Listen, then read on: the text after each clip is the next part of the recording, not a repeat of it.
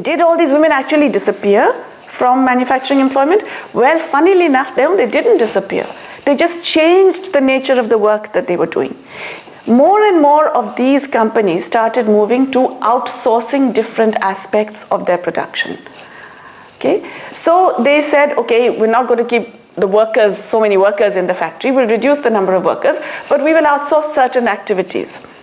And so you got more and more outsourcing of particular aspects of the production process, which were more labor intensive, which didn't require so much skill, and which didn't require the worker physically to be present. And so many of the women who used to have factory jobs lost these factory jobs, but then they took on some of this outsourced production. Now, the minute you're doing the outsourced production, basically you're completely without any protection, right? You're doing it at home or in a tiny little room where 5 of you get together and work or something. There's no question of regular hours because it's piece rate work. You get paid according to what you can produce. What are the kinds of things?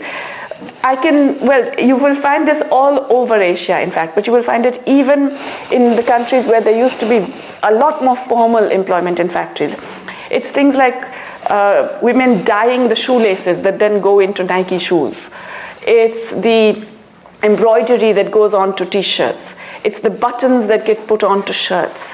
It's sewing of the hemlines or and so on and so forth. It's all kinds of specific activities. I've given you examples from the garment industry, but you can find examples from many other industries.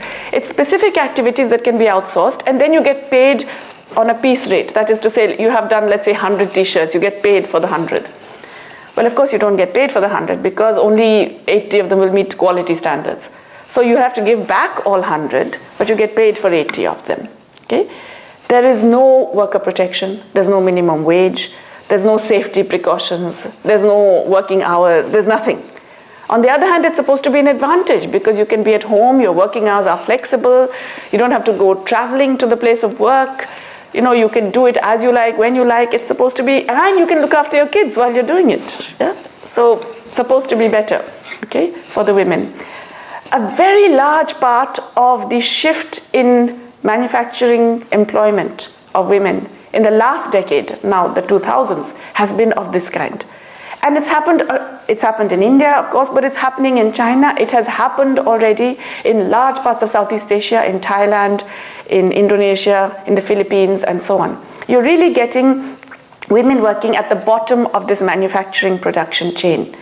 Now, the thing about this is not just that there's no labor protection, but in a sense, all the risks of production are passed down to the bottom of that chain. Why? Because, if the orders go down, you get less orders. So your employment completely, or your incomes from the employment suffer.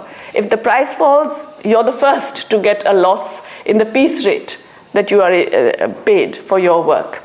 There's this huge risk in terms of the quality control. Half of your stuff is, rejected because it doesn't meet the quality standards, and therefore, there's that additional risk. And of course, all the other usual production risks. Everything is passed down to this bottom level.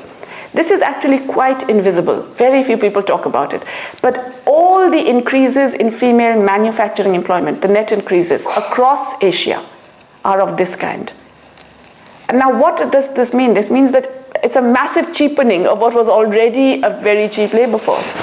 When people talk about poor labor conditions in China, then they say, oh, these sweatshops. And then they accuse some big multinational company. They'll say, shame on you, you have this terrible sweatshop. And they say, no, look at our factory. They have wonderful wages, wonderful working conditions. They're right, it's true. What they've done is actually outsourced it and put it down the production chain. It's not a sweatshop now, it's people's homes. It's their own individual custom-made sweatshop where they're exploiting themselves. Okay? In India, half of the workforce now is self-employed, including in manufacturing. How can you be self-employed in manufacturing? Obviously, you're part of a wider production chain. Okay? 70% of women are self-employed. And they are what are called own account manufacturing enterprises. That is, they work for themselves in sectors like chemicals.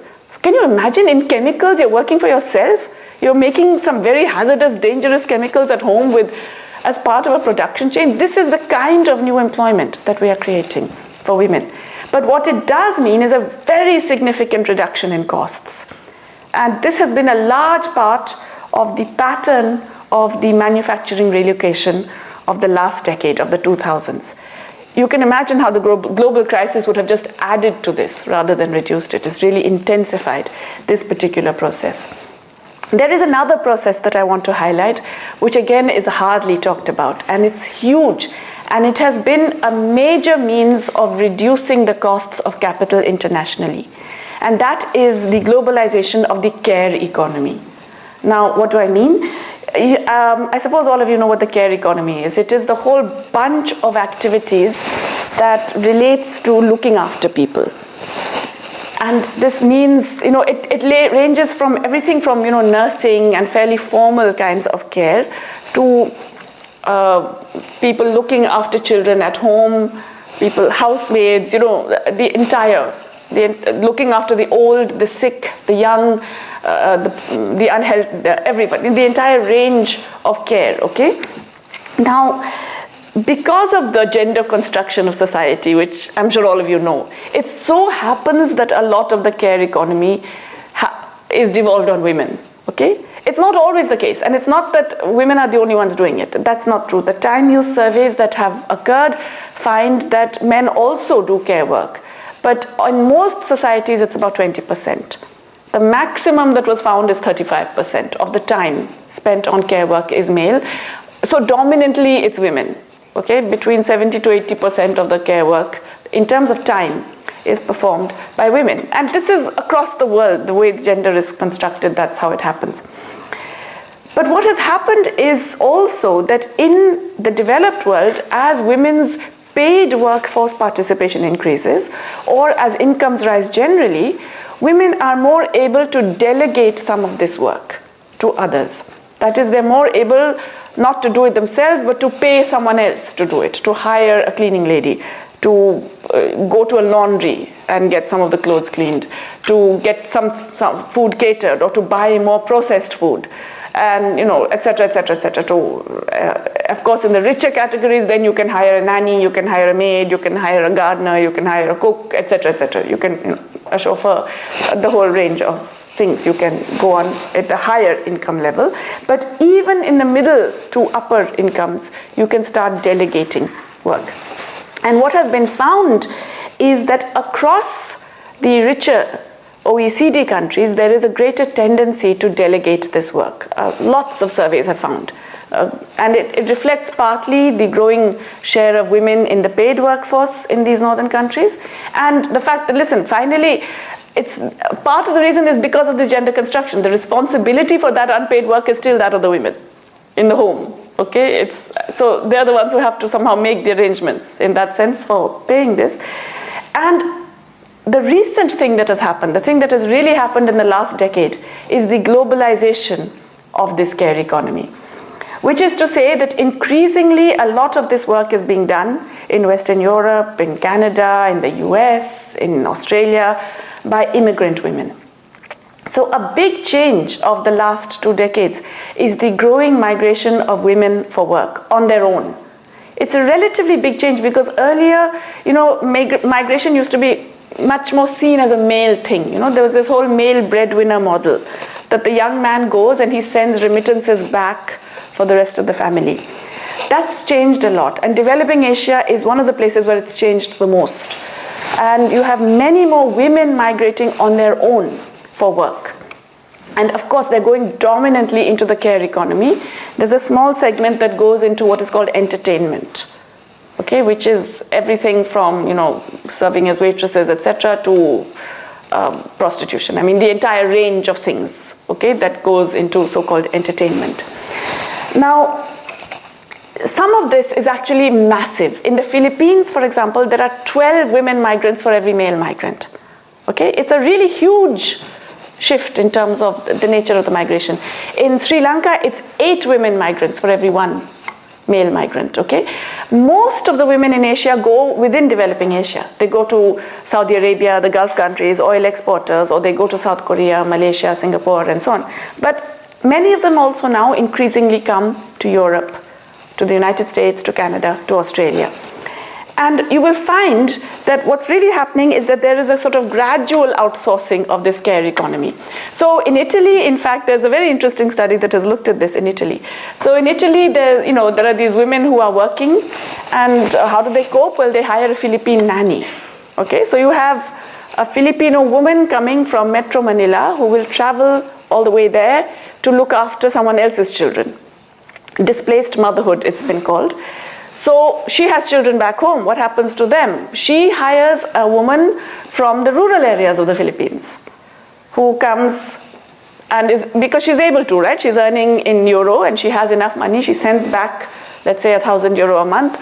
Out of that, 100 euro is provided to this woman who comes from the rural areas of the Philippines to look after her kids.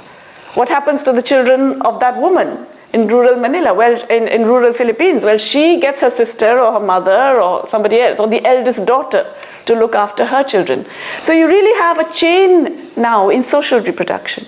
There is a global care chain, just like there is a global production chain. And this is also, by the way, crucial in underwriting labor costs.